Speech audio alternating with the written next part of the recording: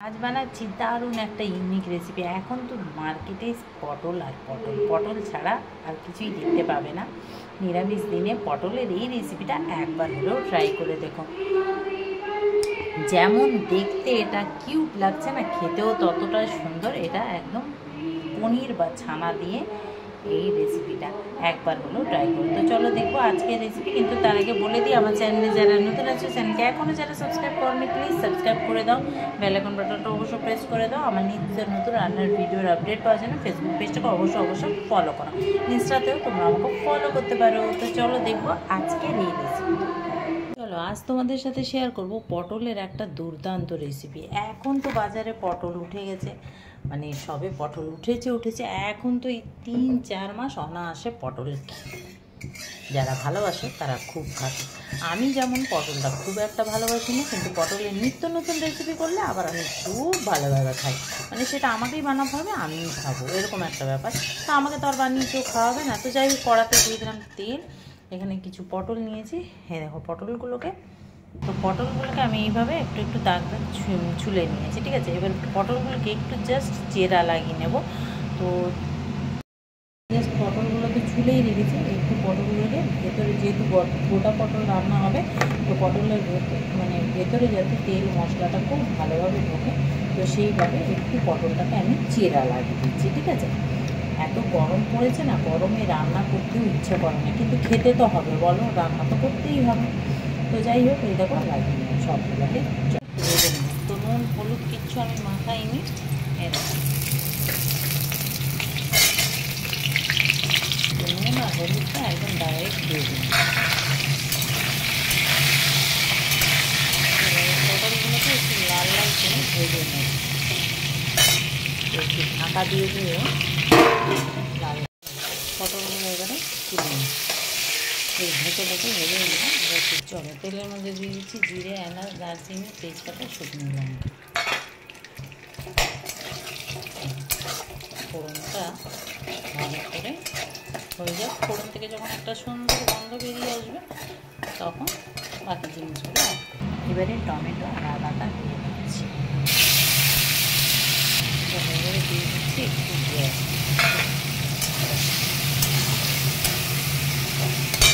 চলো দিয়ে দিচ্ছি কাশ্মীরি লঙ্কা, একটু জিরে গুঁড়ো, একটু ধনে গুঁড়ো,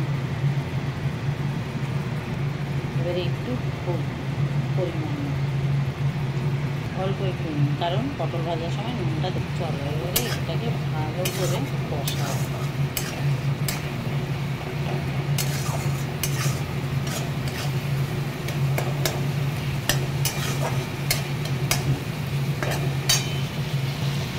চলো ফ্লেমটা লো করে চাপা। চলো এখানে 100 গ্রাম পনির নিয়েছি, আর এখানে কিছু কাজু কেটে দিয়েছি। পনিরটাকে এবারে তোমরা চাইলে গ্রেডও করতে পারো, আমি তাকে হাতের সাহায্যে এটাকে একটু গুঁড়ো করে দিচ্ছি। চলো দেখো ভেঙে নিয়েছি, মানে গুঁড়ো করে নিয়েছি। আর এদিকে মশলা থেকে তেলও ছেড়ে দিয়েছি।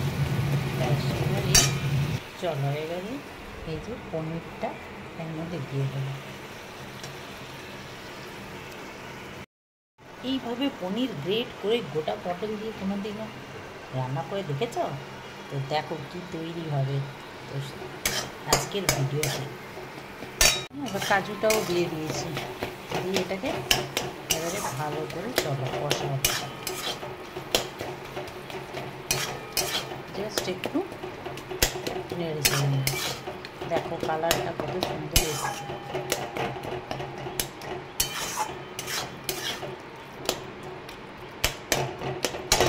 চলো একটু নেড়ে চেড়ে নিলাম পটলটা।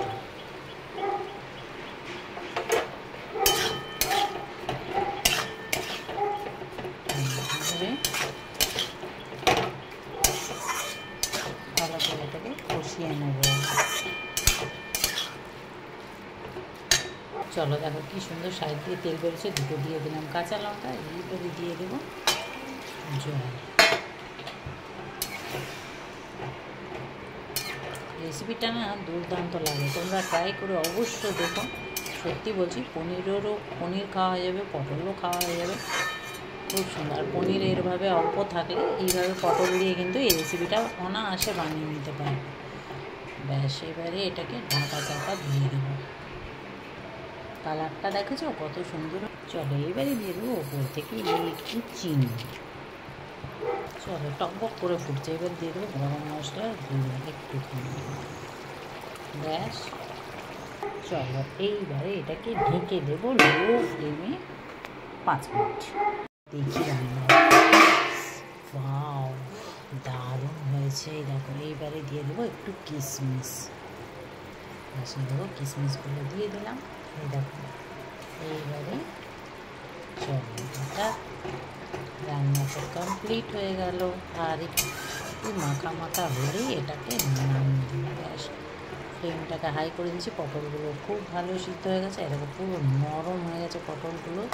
এই দেখো পুরো নরম তুলতুলে হয়ে গেছে। ব্যাস, চলো এবারে এটাকে নামিয়ে দিই। চলো এবারে সার্ভ করি। সত্যি বলছি রেসিপিটা একবার হলেও ট্রাই করে দেখো। এত সুন্দর হয় না খেতে যে বলার মতো না, বলে বোঝাতে পারবো না আর কি। এরকম একটা রেসিপি পটল সত্যি বলছি আমার একদম ভালো লাগে না, কিন্তু আমি এই যে বললাম নিত্য নতুন রেসিপিগুলো বানালে তখন আমার খেতে একটু ইচ্ছে হয়। তো এই দেখো একদম রেডি হয়ে গেল। আচ্ছা, এখানে একটা কথা বলে দিই, এখানে আমি কিন্তু কাজু আর কিশমিশটা পুরোপুরি অপশনাল, তোমাদের মনে হলে তোমরা দিও, নালে না, তাতে কোনো টেস্টের ডিফারেন্স হবে না। তো যাই হোক, কেমন লাগলো রেসিপিটা অবশ্য কমেন্ট করে জানাবে। ভালো লাগলে প্লিজ লাইক শেয়ার করো, পেজটাকে ফলো করো, ইউটিউবটাকে সাবস্ক্রাইব করো। আর অবশ্য বানিয়ে খেও, রুটি আর পরোটার সাথে, ভাত দিয়ে, রাইস দিয়ে, সবের সাথেই এটা ভালো লাগবে।